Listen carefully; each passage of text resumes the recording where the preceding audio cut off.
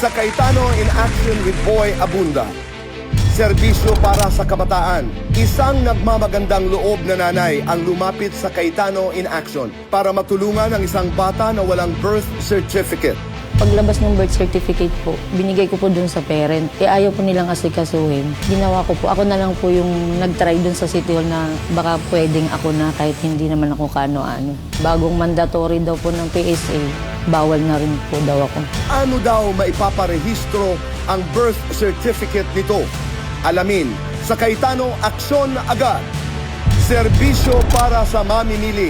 Ano nga ba ang ating mga karapatan bilang consumer? Anong proteksyon ang meron tayong laban sa panloloko at maling serbisyo? Pag-usapan natin yan sa Kwentuhan with Kuya Alan. Serbisyo para sa kapwa. Isang tricycle driver sa Kapas, Tarlac ang tumutulong sa mga homeless at sa Aita community. Tunghayan ang kanyang kwento sa kabutihang loob sa salamat. Serbisyo para sa kalusugan. Ating ipagdiwang ang Women's Month sa pamamagitan ng tamang kaalaman tungkol sa puso ng kababaihan. Ang mga dapat nating malaman, sasagutin kasama ang mga eksperto mula sa Philippine Heart Association. Sa ABA, Ask Boy Abunda. At serbisyo para sa bayan. Mga tanong ng ating mga kababayan mula sa iba't ibang sulok ng Pilipinas. Lahat ng ito at marami pang iba sa programang puno ng impormasyon, serbisyo at aksyon. Ang Cayetano in Action with Boy Abunda 2.0. Ang tanong ni Jinjin Delgado Mulbog ng Mukpog, Marinduque. Tanong ko lang po, pwede po bang ipakulong ang 15 anyos na gumawa ng katarantaduhan sa anak ko? Ayon sa batas natin, ang mga bata na 15 years or younger ay exempt sa criminal liability. Ibig sabihin nito, hindi sila pwedeng kasuhan. To answer your question, dahil 15 years old yung bata, hindi mo siya pwedeng ipakulong, pero subject siya sa intervention program. So yung intervention program na ito yung ginagawa ng gobyerno to determine kung paano matutulungan yung bata. So titignan dito through a series of activities, pwedeng counseling, pwedeng education, para matulungan psychologically, emotionally yung bata, para malaman niya na mali yung ginawa niya.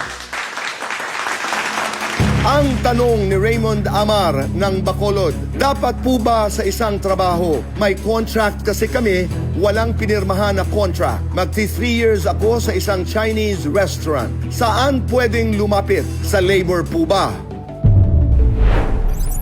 Taliwas sa paniniwala ng iba, no, ang kontrata ay hindi kailangang nakasulat lamang. Kahit na yung mga labor contracts, pwedeng oral lang sila, hindi kailangan nakasulat, as long as nami-meet nyo yung criteria na tinatawag sa batas na fourfold test. Ano yung fourfold test na yon? Una, kung ikaw ba ay tinanggap ng employer mo. Pangalawa, kung pinapasweldohan ka niya. Pangatlo, kung may power ba siya to dismiss you from employment. At pang-apat ay kung kinokontrol niya ba kung paano mo ginagawa ang iyong trabaho.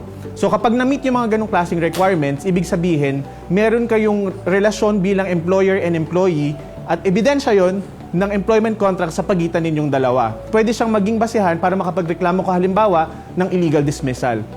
Ngayon, sa tanong mo na kung saan ka lalapit, mandatory po na pupunta kayo sa single entry approach system ng Department of Labor and Employment. Ang magpoproseso po niyan ay ang National Conciliation and Mediation Board. Meron po silang mga opisina or desks doon sa mga tanggapan na iyon para magproseso ng inyong reklamo.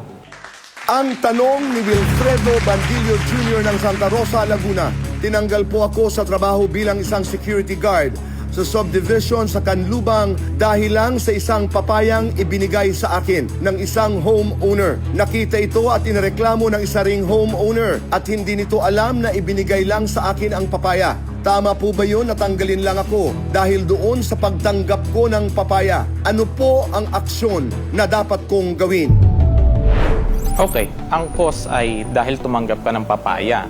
So kung titignan natin yung labor code natin, hindi kasi ito isa sa mga just or authorized causes na nililista para maging basis ng termination ng isang employment. So given that, maaaring illegal yung pag-terminate na ginawa sa inyo.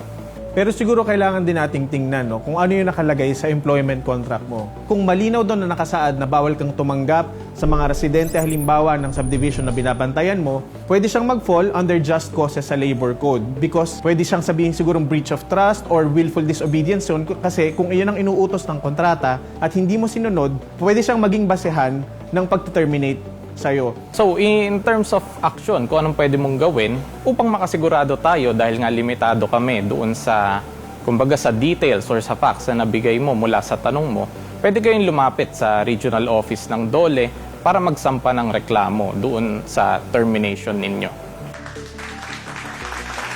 Kung kayo rin ay may mga katanungang legal, i-post nyo lang sa ating social media pages o kaya ay i-video ninyo ang inyong mga sarili na nagtatanong at isend sa amin dahil ang tanong ng Pilipino, sagot ng Cayetano in Action with Boy Abunda.